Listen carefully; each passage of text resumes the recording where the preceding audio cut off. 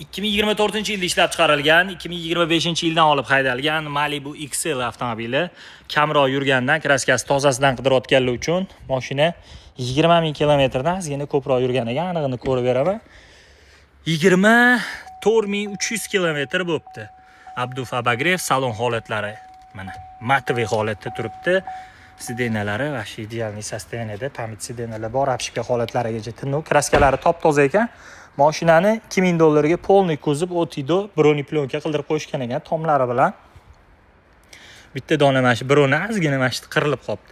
Bronni usti hamcha fendi qizdirib olsanglar ketsa kerak.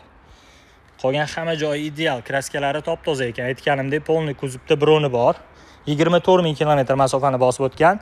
2024-yil 25dan olib haydalgan ekan, kuzov 2024. Olib maza qilib haydashingiz uchun mashinasilarga 29.650 ga berib yuboramiz, bosinglar.